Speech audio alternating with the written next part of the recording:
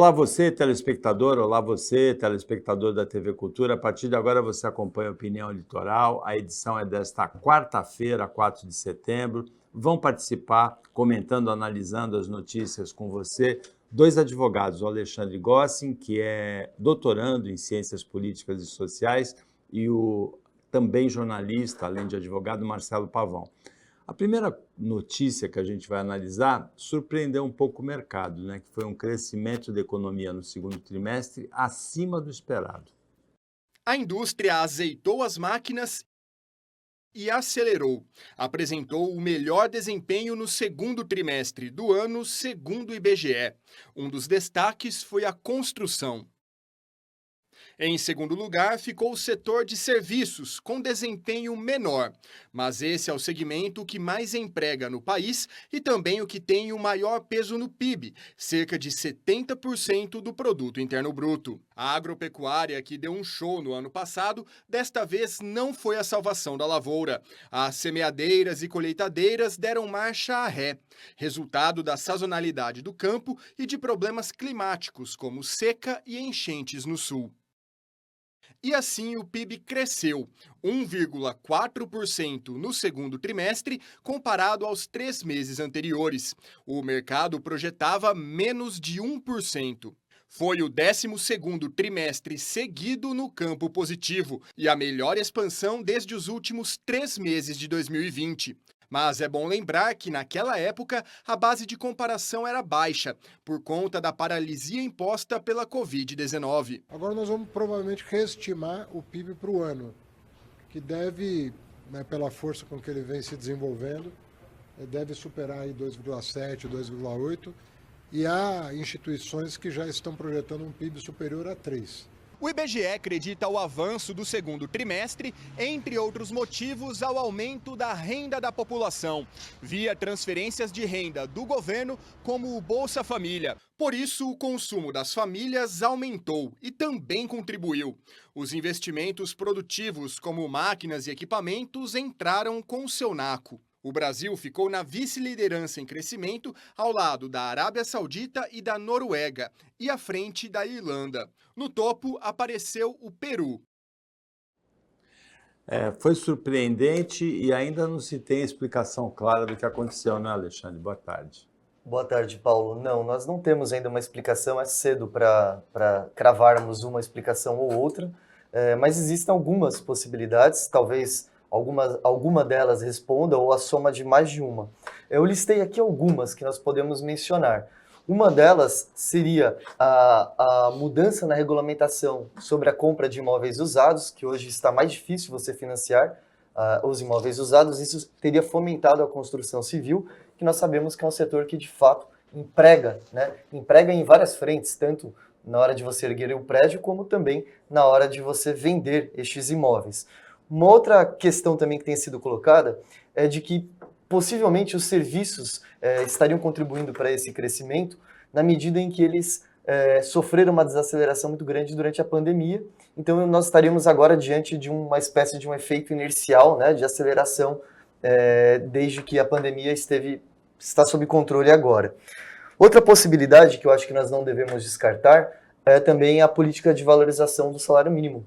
Afinal, durante 6 anos, pelo menos, nós tivemos governos que não adotaram essa política, que foram os governos Temer e o governo Bolsonaro, e ao reajustar o salário mínimo acima da inflação, você está atingindo, ainda que o valor em termos absolutos não seja tão grande para cada cidadão ou cada família, você está atingindo um número muito grande de pessoas, né, que estão tendo uma renda a mais. Eu acho que nós só vamos ter certeza mesmo quando pesquisas forem feitas, né? Se afinal é um voo de galinha ou se não é. Mas, de alguma forma, nós tivemos esse crescimento e temos agora que aguardar para saber se esse crescimento é sustentável ou não. Eu acho importante também, a matéria menciona, lembrar que esse crescimento não é derivado do agronegócio. E também acho interessante nós lembrarmos que nós tivemos uma catástrofe no Rio Grande do Sul. E parece que, de alguma forma, essa catástrofe acabou não atingindo a economia. Pavão, boa tarde. Boa tarde, Paulo. Boa tarde, Alexandre. Boa tarde a todos. Eu somo aos comentários do Alexandre uma situação que parece um jogo de números, mas infelizmente é a verdade. Um fato concreto que já os estudiosos, por que o PIB estaria subindo, vários cientistas, estudiosos estão falando que é sobre a bandeira tarifária da conta de luz. O fato concreto é que nos 3 últimos meses do primeiro semestre, né, que é onde se fala esse aumento do PIB, o Brasil manteve a bandeira verde para a conta de luz. Isso diretamente impacta todo mundo que paga conta de luz neste país, seja pessoa física ou pessoa jurídica. Houve uma queda no valor da conta de luz. Basta você pegar sua conta de luz do mês passado e a desse mês, você vai ver que há uma queda, porque ficou mais barata momentaneamente a luz elétrica, que atinge a todos. O que a gente precisa esperar vai haver bandeira amarela, bandeira vermelha agora no segundo semestre? Sim, já foi anunciado que serão ativadas, serão deferidas essas bandeiras. Obviamente a conta de luz vai ficar mais cara. E quando a gente fala do agronegócio, já teve uma queda, o Alexandre mesmo falou, a gente precisa constatar que quanto mais tecnologia chega ao agronegócio, menos pessoas são contratadas. Hoje existem fazendas que são monitoradas por um grupo de pouco mais de 10 pessoas, onde eles pilotam drones, pilotam tratores robotizados, a semeadura. Então a gente precisa pensar que aquela população que trabalhava na área rural, no agronegócio, muitos estão desempregados, não fazem mais colheita, não fazem mais semeadura. Então a gente precisa começar a pensar num crescimento sustentável, com indústria, com crescimento formal de empregos, porque hoje a gente tem cada vez menos pessoas formalmente empregadas, um aumento absurdo de pessoas na informalidade, que não contribuem com a previdência social e que num futuro muito próximo atingirão a idade de querer se aposentar. E aí a equação não fecha. Então eu espero que seja um crescimento sustentável, sim, espero que não fique apenas na aba da conta de luz e que o Brasil volte a crescer muito além do que a gente tem visto, porque o Brasil tem potencial para isso, Paulo. Agora, interessante, Alexandre, que os números do PIB são interessantes, são bons, são positivos. Os números do emprego, a menor desemprego em muitos anos, abaixo da casa de 7%, há muito tempo não baixava de 7% de desemprego. A renda média do brasileiro também subiu. A Bolsa atingiu um nível recorde no mês de agosto, quebrou várias vezes sucessivas o recorde do índice Bovespa, a Bolsa de São Paulo, mas isso não se traduziu num sentimento de satisfação, de euforia, né, com a população, né?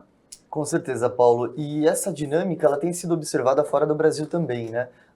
Aquela célebre frase, que eu não me recordo agora o nome do economista que assessorava Bill Clinton, né, de que a economia é estúpido, ela não está se verificando nas eleições e no sentimento da população. Se nós observarmos os números dos Estados Unidos, em termos econômicos, também são números bons. E a população ou não sente isso, ou mesmo sentindo, não fica satisfeita com o governo. Inclusive em termos de aprovação, né, do governo, a quantidade de pessoas que está avaliando mal o governo é bem elevada, inclusive dentro dos estratos da população que é beneficiada por alguma dessas populações. Existem várias possíveis explicações para isso. Uma, em termos econômicos, seria de que essas melhoras na economia e a própria inflação não atinge igualmente cada faixa da população. E a outra é a forma como nós consumimos a informação, né, Paulo? Porque na medida em que nós consumimos a informação de forma muito enviesada dentro das redes sociais, você pode não ter a percepção também desta melhora.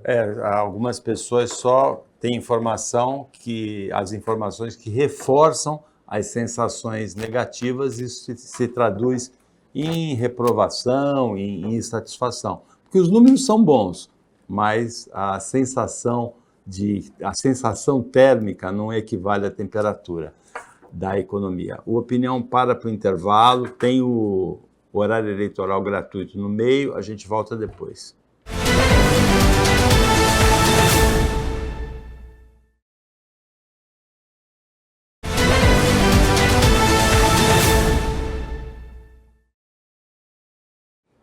Voltando com a opinião desta quarta-feira, o Marcelo Pavão e o Alexandre Gossen estão comentando, analisando as situações, as notícias com você. E uma situação que vem sendo muito discutida no Brasil e que tem novidades praticamente todos os dias é o embate entre o judiciário brasileiro, representado nesse caso pelo Supremo Tribunal Federal, e as empresas, agora não é mais só o Twitter, antigo Twitter, o X, as empresas do bilionário Elon Musk. Vamos ao novo capítulo. Em comunicado nas redes sociais, a empresa informou que, independentemente do que chama de tratamento ilegal dado à Starlink no congelamento de ativos, está cumprindo a ordem de bloquear o acesso ao X no Brasil. A Starlink se recusava a aceitar a determinação da Justiça enquanto as contas bancárias da companhia não fossem desbloqueadas, o que, segundo a Anatel, poderia levar a punições e até à interrupção do serviço no país. A provedora de internet via satélite tem mais de 200 mil usuários no Brasil. O bloqueio financeiro foi determinado pelo ministro Alexandre de Moraes na semana passada, como forma de garantir o pagamento de multas aplicadas à rede social X. As duas pertencem ao bilionário Elon Musk. Moraes considerou que ambas fazem parte do mesmo grupo econômico. A Starlink já recorreu ao STF 2 vezes. A primeira ação foi negada pelo ministro Cristiano Zanin na sexta-feira. A segunda segue em análise no Supremo, que não informou quem é o ministro responsável. Os 5 magistrados da primeira turma do STF confirmaram que o acesso à rede social segue suspenso até que a empresa cumpra todas as ordens judiciais, pague as multas e indique representante legal no país. Os ministros também validaram a multa de R$50 mil para quem usar algum recurso tecnológico, como o VPN, para entrar na plataforma. Nesta terça-feira, a Ordem dos Advogados do Brasil recorreu contra a aplicação dessa multa.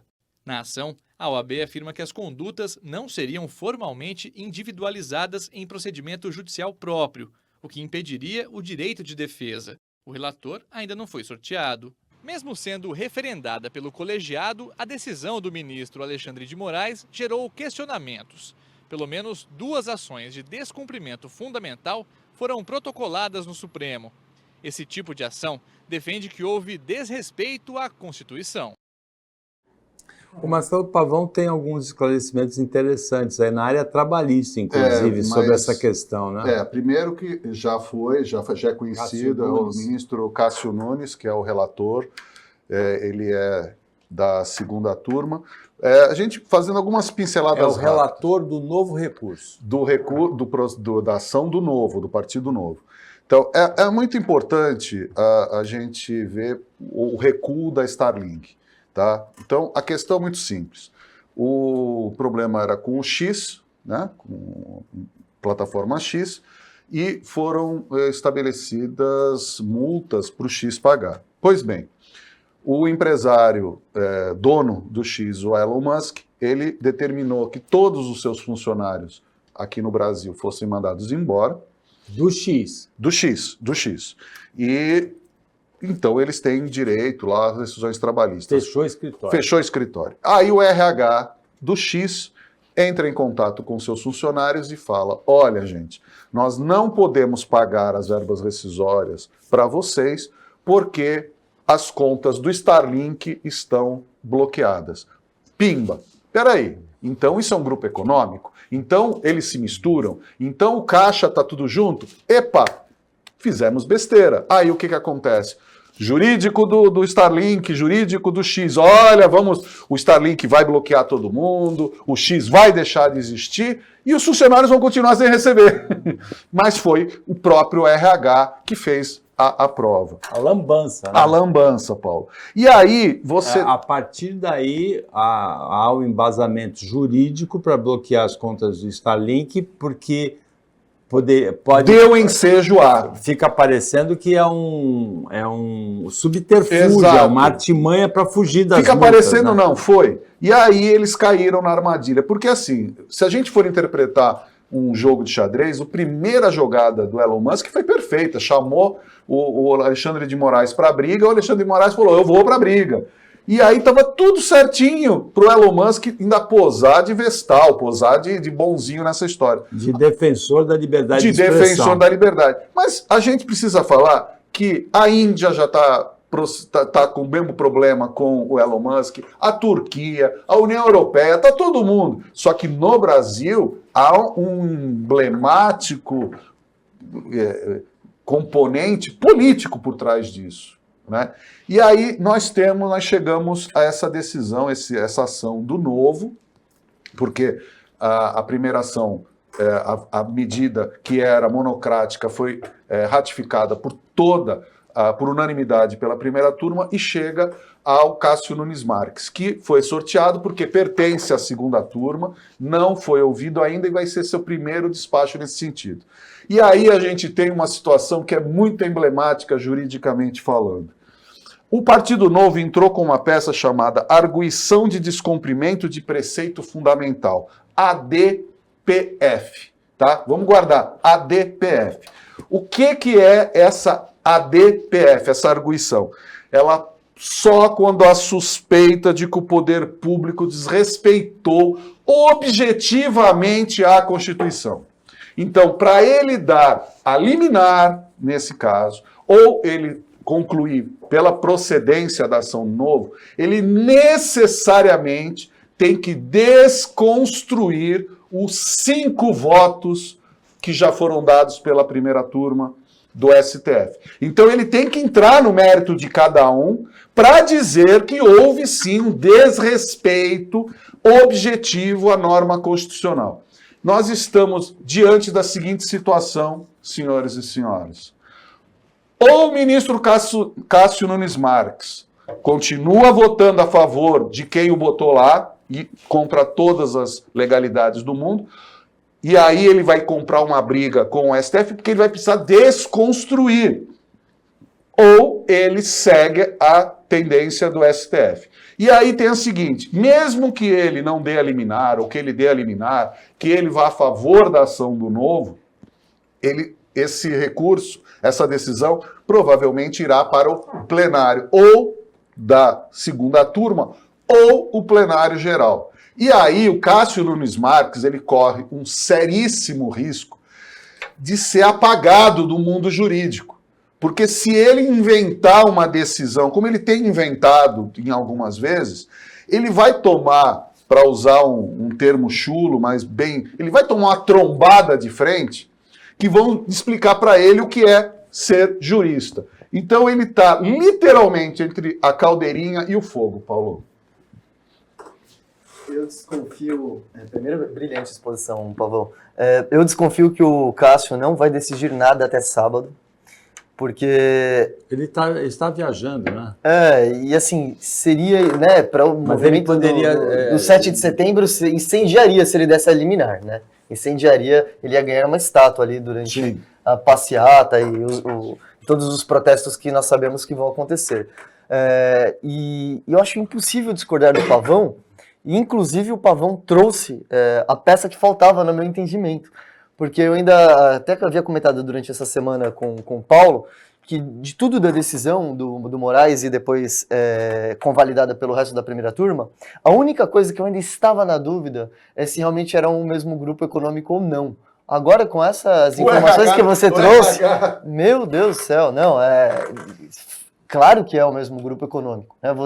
As provas são intestinas, né? Vieram de dentro das entranhas da empresa. Agora, é uma situação bizarra do ponto de vista também do Novo ingressar com uma ação, e eu me pergunto, Paulo, se o Novo teria legitimidade para entrar com uma ação, porque nós estamos falando de uma empresa particular. Quando você tem um partido político, que você tem uma série de legitimações para entrar com ações civis públicas, ações populares, até arguições de descumprimento como essa, é dentro da finalidade que a Constituição prevê para os partidos políticos e dentro também do seu estatuto. Eu não consigo enxergar, num primeiro momento, qual seria essa legitimação. E acho, inclusive, que essa pode ser, se o Nunes estiver ouvindo, a dica, Nunes, essa pode ser uma saída, né, para o Nunes para não julgar o mérito. Sim, porque não julgando o mérito, ele ainda salva o Novo. Se ele julgar o mérito e não for provado esse descumprimento formal, isso cabe até uma litigância de má-fé. Então, assim, a peça está errada, o fundamento está errado, é político e está na mão do Cássio Nunes Marques. Ou ele realmente ratifica o seu mandato né, a sua legitimidade no STF, ou ele vai assumir que ele está lá para cumprir ordens e não para decidir. O Brasil que vai aguardar. Tem vários detalhes interessantes aí. Uma foi a intimação do X, do antigo Twitter, pelo próprio X, pelo próprio Twitter, via eletrônica. Outra, esse reconhecimento informal de que é um conglomerado financeiro em função da justificativa do RH do X para não pagar as verbas rescisórias.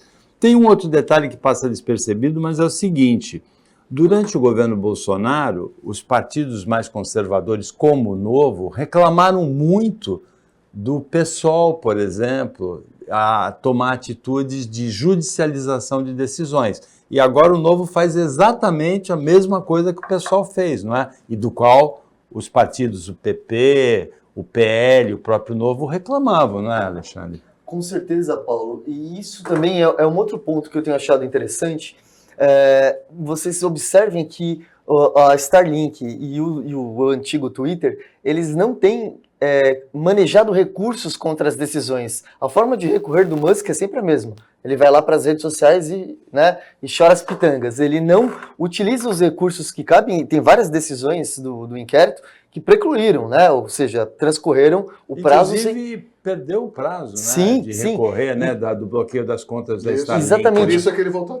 E é curioso que chama atenção essa manobra do Novo, justamente porque ele está entrando com um recurso que, na verdade, competia, ou qualquer outro recurso que eles poderiam usar, mandado de segurança, etc., competia a empresa a adotar, não o partido político. Então, de certa forma, o partido político que tem uma finalidade social, pelo menos dentro da nossa Constituição, ele está atuando para um particular. Isso é um pouco estranho, né? E fazendo o que condenava, né, Pavão? É a tal história, o Novo com cara de velho, né? Uma coisa meio recalchutada, porque ele virou um puxadinho de uma filosofia, de uma ideologia, e não representa mais o partido.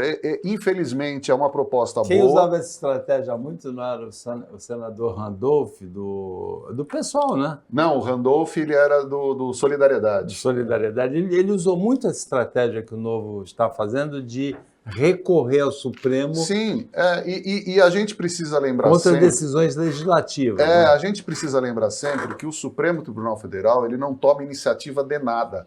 Não há previsão legal, não pode tomar. Ele é sempre provocado. É por isso que existem os inquéritos, seja do 8 de janeiro, agora o inquérito de várias situações que são provocados. Então, há ingresso de uma ação e o Supremo é provocado.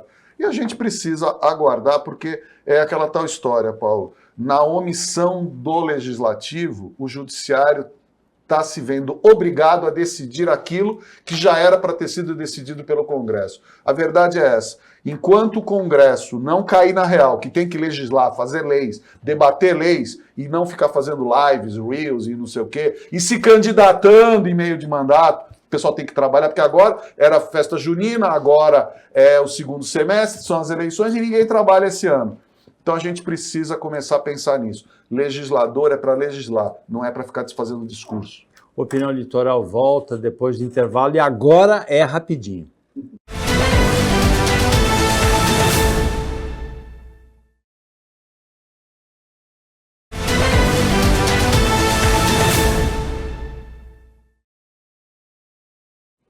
Voltando com a Opinião Litoral, que nesta quarta-feira tem dois advogados comentando as notícias com você. O Alexandre Gossen, que é doutorando em Ciências Sociais na Universidade de Coimbra, em Portugal, e o Marcelo Pavão, que além de advogado é jornalista e cinéfilo também. O tênis popularizou a expressão top 10, os 10 mais bem colocados no ranking, né? Os 10 com os melhores resultados. A economia brasileira voltou a ser top 10, voltou depois de algum tempo a estar entre as 10 maiores do planeta, mas... A Priscila representa a realidade de quem é obrigado a sobreviver com pouco. Para criar os 2 filhos, ela conta com o Bolsa Família e os poucos bicos como transista e auxiliar de limpeza. Preciso de uma reforma porque eu tô com infiltração. Os meus filhos atualmente estão dormindo no chão, né? Porque de acordo com o que está acontecendo aqui, ó, com essa infiltração tudo, a cama que tinha não aguentou porque molha muito. Ela conta que precisa escolher qual conta pagar no final do mês porque não há dinheiro para tudo e se revolta quando ouve notícias que parecem opostas à realidade dela. Quem tem dinheiro é fácil falar que a economia mudou, você tem dinheiro. Eu queria que eles viessem uma semana, vem ficar aqui uma semana. Né? Vamos no mercado com R$100. Né? Pega aí o Bolsa, que é tão falado, né? Muita gente, eu não preciso. Pega R$800 e vai fazer uma compra para quem tem uma mãe que tem 6 filhos. A notícia que deixa Priscila indignada é o avanço de 0,8% no PIB brasileiro no primeiro trimestre deste ano. A previsão para 2024 é de alta de 2%, totalizando 2,330 bilhões de dólares. Um bolo que cresce, mas não se divide. Esse valor projetaria o Brasil à posição de 8ª maior economia do mundo, à frente da Itália. O ranking foi elencado pela agência de classificação de risco Austin Rating, a partir de dados e projeções do Fundo Monetário Internacional. Apesar de aparecer no ranking ao lado de nações ricas, o PIB não garante ao Brasil o título de país desenvolvido. É preciso avaliar o tamanho da população, 203 milhões de habitantes. Quando considerado o PIB per capita, o Brasil está na posição 75 do ranking. Outro foco deve ser o Índice de Desenvolvimento Humano. Neste caso, o Brasil cai para a posição 86. A qualidade de vida da população é influenciada por fatores como acesso à saúde de qualidade, boa educação formal, opções de lazer, emprego, moradia e desigualdade social. Essa retrospectiva é anterior a dados do segundo trimestre e anterior também, curiosamente, aos novos dados da população brasileira, mostrados pelo IBGE. Né? Está atualizada para mais de 220 milhões, né, a população brasileira. Era 212. Era 203 ainda nessa, né? E era 212 a projeção, agora é do censo mesmo. Mas a questão, ela permanece, Pavão. A economia como um todo é uma das maiores do mundo, o Brasil é o celeiro do planeta, é o maior exportador mundial de alimentos in natura, commodities, também de alimentos processados, mas quando se fala em índice de desenvolvimento humano, essas duas coisas teriam que caminhar juntas e não caminham no Brasil, né? Sim, Paulo, a gente já tocou nesse assunto. Nós tivemos, só para fazer um tópico, nós tivemos em 2017 a reforma trabalhista. A reforma trabalhista ela tem como seu objetivo simplificar a relação de emprego, diminuir os encargos, etc, etc. Ela atingiu os objetivos? Em parte.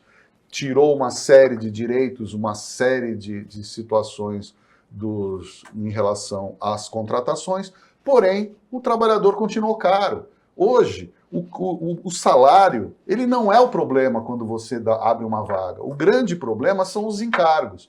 E qual foi a saída mágica que a reforma trabalhista trouxe? Ela trouxe assim, olha, você simplesmente faz o seguinte, em vez de pagar 8% de garantia, então nós vamos fazer uma outra relação de trabalho onde você pode ser pessoa jurídica. Que coisa maravilhosa! Você não vai pagar INSS, você não vai pagar fundo de garantia, você não tem hora extra, você não tem 13º, não tem férias. Olha que coisa boa! Todo mundo achou maravilhoso. Porque um contrato que você recebia 8 mil, você passa a receber 10 mil, só que você não está recolhendo INSS, você não tem carteira assinada, você não tem 13º. Isso significa o quê? Se o contrato termina e se você não tem uma continuidade, você acabou. Então, as relações de trabalho aqui no Brasil, elas foram alteradas, só que isso não chegou ao que mais interessa, na ponta, ao trabalhador, à sociedade. Então, nós temos alguns fatores que eu levanto. Primeiro, essa burocracia das relações de trabalho, que essa reforma trabalhista ela não trouxe benefícios, muito pelo contrário, precarizou o trabalho, aumentou a pejotização e, no fim desse bloco, onde que a gente chega? Não há contribuição previdenciária, não há crescimento sustentável pelas relações de trabalho. Então, nós estamos hoje com muitas pessoas como microempreendedores individuais, com as MEIs, e muita gente fechando a MEI, estando com débitos para pagar o básico, porque não roda. Você precisa emitir nota fiscal para você ficar pagando. Então, não se pensou no dia seguinte. E é isso que a gente tem. por mais que a gente possa comemorar números econômicos de PIB, escala mundial, a percepção do trabalhador é que recebe pouco e recebe mal. E assim não dá. Com o moral lá embaixo, não se cresce. Por mais que você vire e fale, olha, a Bolsa de Valores está explodindo, com índices jamais vistos. Bolsa de Valor, vai perguntar isso para quem recebe um salário mínimo, se o que ele acha da Bolsa de Valor. Não existe. Então a percepção é dessa trabalhadora que apareceu. É nenhuma. Vai lá para falar com quanto que você vive com R$800 por mês. Não dá. Então é isso, Paulo. Não é apenas você fazer que os números cresçam. A percepção que chegue à população tem que vir. E eu recordo, para finalizar, que essa percepção é que a gente teve no Plano Real. Quando a gente tinha a sensação que o Brasil tinha saído daquela ciranda maluca dos anos 80. É isso que está faltando agora, que a gente tem a percepção que vai crescer. Mas, por outro lado, a gente está no embate. Entra eleição, entra ano, sai ano, a gente fica brigando entre nós mesmos e não vamos para frente. Olhando a dona de casa Priscila falar, com 6 filhos, né, a maneira como ela falou, eu lembrei da época da ditadura. Uma vez o ministro Delfim Neto comemorava, ele era ministro da Economia, comemorava resultados de emprego, de PIB, e o ministro da Educação, que era Jarbas Passarinho, falou assim, eu vejo que ele convence um auditório de economistas, eu quero ver ele convencer um auditório de donas de casa. Perfeito, Paulo. É exatamente isso.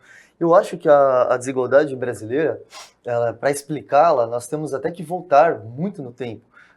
Um país com um passado escravagista, que, obviamente, tratando pessoas como coisas, já fazia com que essas pessoas partissem, né, no momento em que acabou a escravidão, numa condição de extrema desigualdade. E depois nós, durante o período republicano, nós acabamos perenizando essa situação na medida em que nós tributamos, e esperamos que a reforma tributária mude isso, nós tributamos o consumo ao invés de tributar a renda e o patrimônio. Isso a gente pode comparar até com países com uma tradição bem liberal, como os Estados Unidos. Por exemplo, impostos sobre herança nos Estados Unidos são impostos muito mais elevados que os impostos no Brasil. O Thomas Piketty, que é um economista que estudou profundamente as desigualdades e tem alguns livros sobre isso, ele tem falado, não existe como enfrentar a desigualdade sem fazer uma transferência de renda. Mas ele não está falando de fazer uma revolução e arrancar o patrimônio das pessoas na marra, mas é fazer uma transferência através de tributos progressivos, ou seja, impostos que façam com que uma parte do patrimônio das pessoas mais abastadas retorne para o poder público e ele, através de políticas públicas, possa ir mitigando essa desigualdade ao longo das gerações. Isso não é da noite para o dia. Um problema também que eu vejo grave, e que isso não é só do Brasil, e o próprio Piketty também tem falado sobre isso, a desigualdade social, na verdade, ela tem aumentado no mundo, não é só no Brasil. Isso é também derivado desse capitalismo que alguns batizaram de 4.0, né? Esse capitalismo das Big Techs. Se nós mencionávamos que o agronegócio não emprega muita gente, imagina as Big Techs. Eu vou dar um exemplo aqui, talvez pareça até que foi na encarnação passada, mas em 2010 ou 2011, ou 2009 talvez, o Facebook comprou o Instagram. Na época, se não me falha a memória, a compra foi em torno de $1 bilhão. Naquela época, o Instagram tinha 22 funcionários. Sim, isso não é nada para uma empresa com esse valor, né? Isso também é algo preocupante, porque significa que nós estamos adotando e caminhando para um modelo, né, de economia política que não prestigia você reduzir as desigualdades, você distribuir, né, as riquezas de uma forma igual. E, por fim, o que eu mencionaria também é que quando nós falamos que o Brasil é um país com uma desigualdade social elevada e com índices de desenvolvimento humano muito ruins, nós temos que lembrar que nós temos vários Brasis. E eu não falo só de Brasil, por exemplo, realmente o IDH do Sul é igual ao IDH de Portugal, que é mais ou menos parecido mesmo. O IDH do Nordeste é mais parecido com o IDH do Haiti ou de países africanos. Não, eu falo em Santos mesmo. Se nós formos em Santos, nós vamos ter ali na Vila Rica o IDH parecido com o da Suíça, né? E na Zona Noroeste o IDH vai ser bem diferente. Agora, você citou uma certa esperança de que essa situação de taxar principalmente o consumo, que é realmente muito injusta, porque por mais que uma pessoa tenha muito mais recursos que a outra, ela come mais ou menos o equivalente, ela veste o número de roupas mais ou menos equivalente, pelo menos a mesma dimensão de grandeza. Você manifestou uma esperança em relação à reforma tributária. E a reforma tributária, ela introduz um mecanismo que eu não gosto de expressões em inglês, cashback. Para mim é devolução de imposto. Ela introduz esse mecanismo, né? E é para a faixa de renda mais desfavorecida. Sem dúvida, Paulo. Precisa regulamentar direitinho, né? Claro, e existe toda uma discussão se afinal vai ser a maior alíquota do mundo ou não. Mas o que foi interessante da reforma tributária é que tanto a esquerda como a direita concordavam, né, o diagnóstico de que o nosso sistema tributário ele é injusto e ele também asfixia o desenvolvimento, a elevação do PIB, a diminuição da desigualdade social. Isso era um diagnóstico pacífico, tanto que foi possível produzi-la. E é fácil de entender. O Piketty, volto a citá-lo, e o telespectador deve procurar os livros dele, que são muito bons. Ele comenta que é muito fácil. Se você tiver uma pirâmide social demográfica, que ela tiver ângulos, né, muito inclinados, no sentido de você ter uma base enorme de pessoas ganhando pouco, e uma ponta, um vértice muito estreitinho de pessoas ganhando muito, vai ser difícil, inclusive, você gerar renda. Porque são muitas pessoas, milhões de pessoas alijadas do consumo mais banal, né? No próximo bloco, o Marcelo Pavão comenta essa questão da maior alíquota do mundo. Se pegou ou não pegou, assim, na caricatura do Haddad, aquela coisa de taxação, aquela campanha que foi feita contra ele. A gente volta depois do intervalo, bem rapidinho.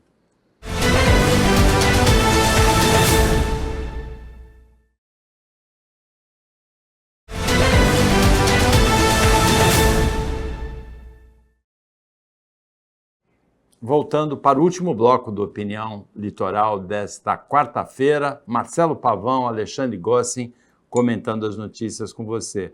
Pavão, a gente falou da reforma tributária um pouquinho no bloco anterior, o Alexandre falou da possibilidade do risco da maior taxa de renda do mundo, né, acima de 27%. Pegou ou não pegou no ministro Fernando Haddad aquela coisa de taxade? Claro que pegou, que teve coisas bem engraçadas até. Paulo, Zé do Taxão, né? Zé do Taxão.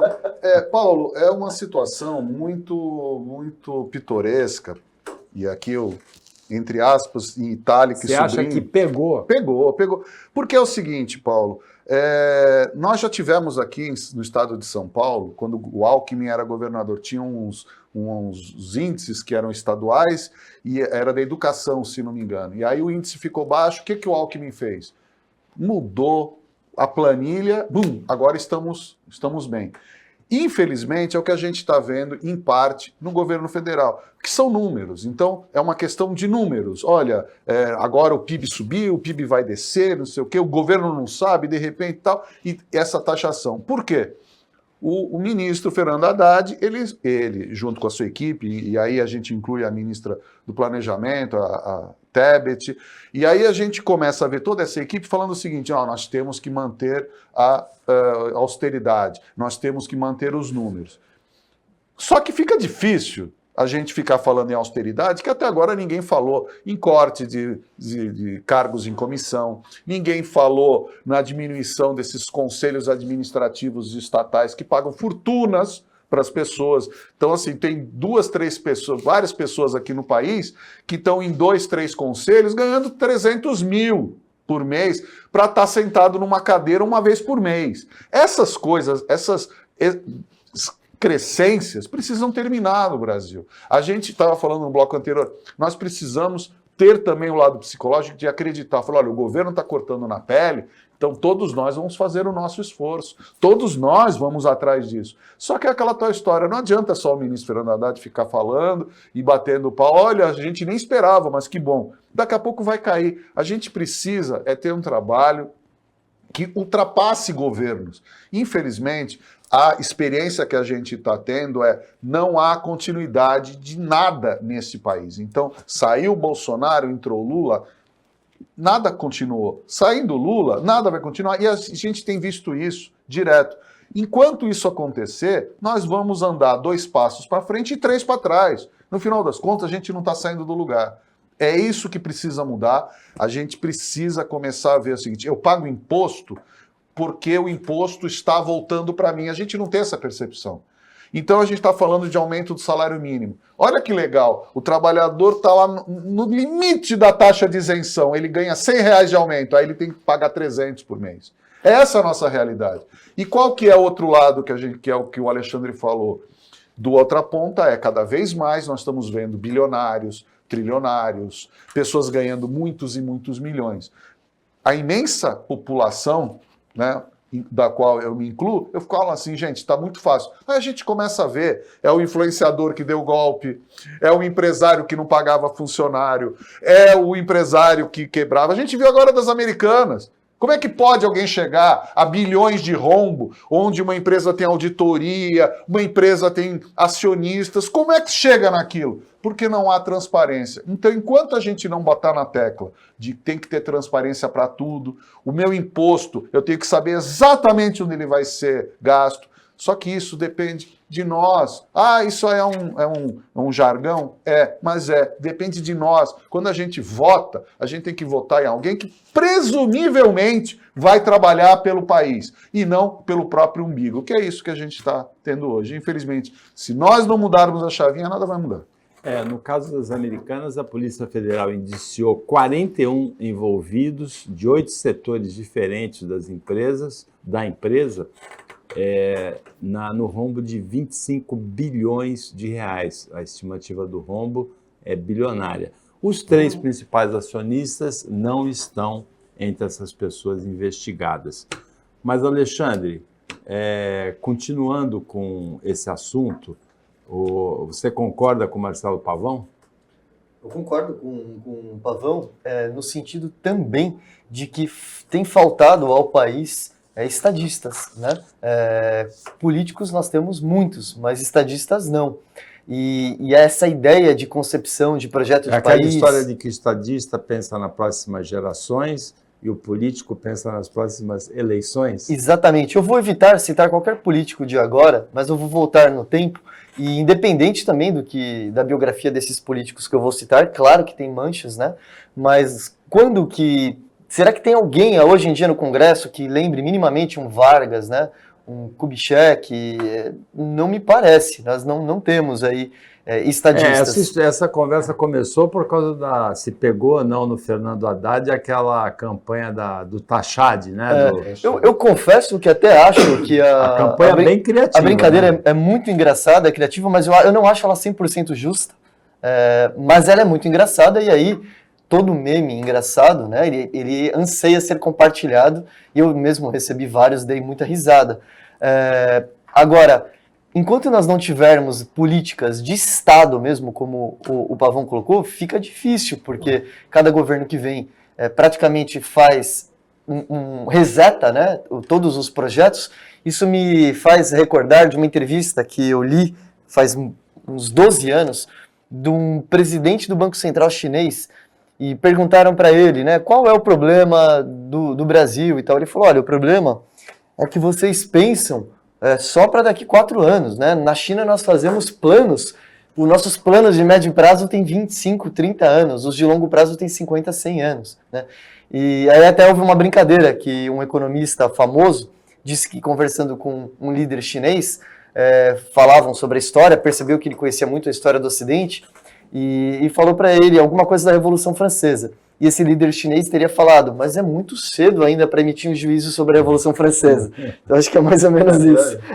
Mais ou menos 240 anos, 235 anos da Revolução Francesa.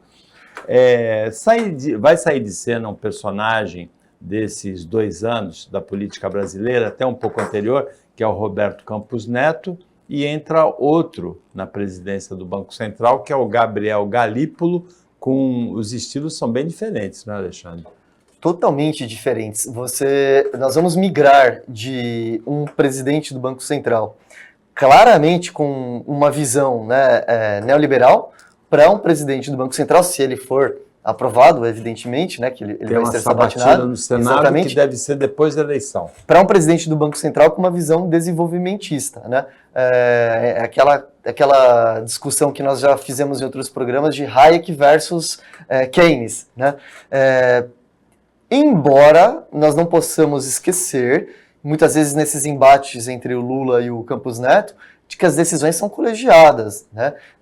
Então, nem sempre você simplesmente substituir um presidente do Banco Central significa que ele vai dar um cavalo de pau e vai mudar completamente a política econômica praticada. Mas eu acho que, de certa forma, foi bom o Lula já ter feito a indicação. Eu acho que isso agradou o mercado, no sentido de que deu uma previsibilidade. E acho que o Galípolo é um nome de certo consenso, né? Paulo, eu vou fazer... Você acha que vai ser depois das eleições? Eu vou cravar aqui. Sabatina do Galípolo vai ser dia 17 de setembro, terça-feira. Tá? Guarda essa data.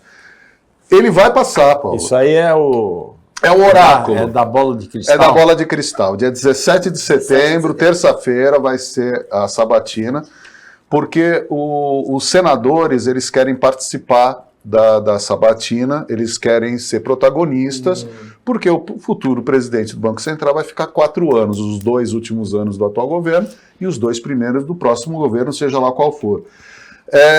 E aí, qual é a situação? Primeiro que foi o Roberto Campos Neto que sugeriu a nomeação agora, que era para não haver qualquer percalço na reta final da sua gestão.